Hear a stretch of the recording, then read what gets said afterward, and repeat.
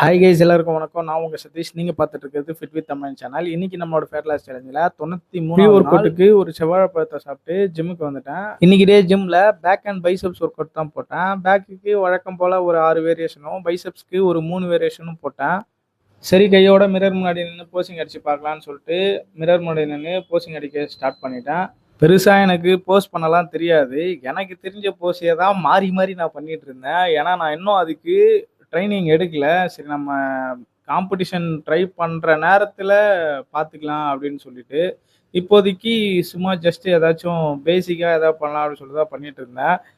ஆனால் எனக்கு பரவாயில்ல, பின்னாடி பட்டர்ஃப்ளைலாம் தெரிய ஆரம்பிச்சிருச்சு. எனக்கே என்னை பார்த்தா ரொம்ப ஆச்சரியமா இருக்கு. பாடியோட ஃபேட் பர்சன்டேஜ் இன்னும் நல்லா குறைய குறைய மசிலோட திக்னஸ் அண்ட் ஸ்ட்ரக்சர் வந்து நல்லாவே தெரிய ஆரம்பிக்கும். அதுக்காக நான் இன்னும் என்னுடைய 100% உழைப்பை முழுமையாக போடணும்.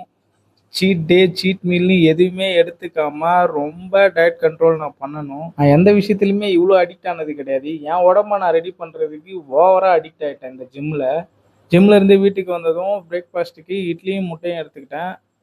லஞ்சுக்கு ரைஸும் சோயா சங்க்ஸ் கிரேவியும் சாம்பாரும் தான் சாப்பிட்டேன்.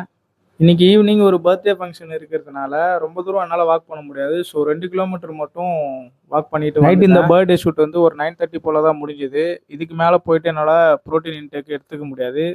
ஸோ இங்கேயே வெஜிடபிள் சாதம் இருந்துச்சு, நான் அதை சாப்பிட்டு வந்துட்டேன். ஸோ இன்னைக்கு டே இதோட கம்ப்ளீட்டட்.